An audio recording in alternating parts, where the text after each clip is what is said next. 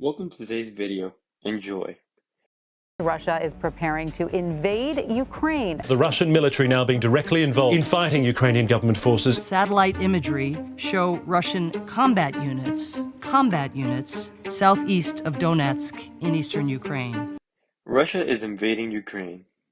To understand all of this, we have to go back to March 2nd, 2012, when Russian President Vladimir Putin is re-elected. Fast forward from there to November 2013, when protests began for a pro-European government in Ukraine.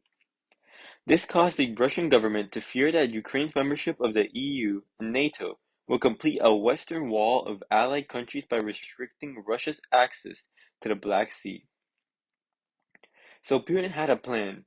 He needed warm water ports because all of his ports most of the time were iced over, causing ships to not be able to deliver goods properly. So the perfect place was Crimea, a peninsula of Ukraine. It had warm water and its ethnicities was made up of 60% Russians, 24% Tatars, and other ethnic groups, made up 4%. This meant citizens were already wanting to be a part of Russia. So it was a win-win. So in February of 2014, he seized the opportunity. Russian troops moving swiftly to take control of military bases in Crimea. The moment Russian troops smash their way into Ukraine's Crimea airbase. Backed by armoured vehicles, gunfire and stun grenades. 20,000 Russian soldiers have been on the move across Crimea in the past 24 hours, and they've taken over without firing a shot. It was a success. His poll numbers skyrocketed, but when he applied for it to be recognized as his territory, the world did not like it. The UN said, give it back or be sanctioned, and Putin chose sanctions. After Putin saw that annexing Crimea helped his poll numbers for the next election, he decided he wanted more in the wake of the 2014 Ukrainian Revolution. Russia backed separatist militias in the Donetsk People's Republic and the Luhansk People's Republic in a war in Ukraine's economically important Donbas region, on its eastern border with Russia. By early 2020, the war in Donbas had killed more than 13,000 people and brought Western sanctions on Russia.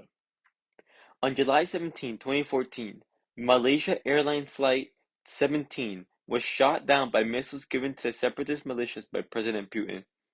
Ukraine had enough, it pushed the militias out of eastern Ukraine to the edge of Russia, causing the separatists to sign a ceasefire agreement called the Minsk Protocol. It is an agreement which sought to end war in the Donbas region of Ukraine. It was written by the Trilateral Contract Group on Ukraine, consisting of Ukraine, the Russian Federation, and the Organization for Security and Cooperation in Europe. But Putin did not want to lose this war he and Russia had put so much into. This is now causing him to have to interfere. With a newly leaked plan by Russia to invade Ukraine, it looks as if things could escalate to a full-on war. New satellite images tonight show Russian forces at the ready near the Ukrainian border. U.S. intelligence warned Russia's Vladimir Putin may be planning an attack on the U.S. ally. Currently today, Vladimir Putin may be planning a full-scale attack. If this is true, casualties will skyrocket, which are already at 14,000. And 3,393 of those deaths were civilians.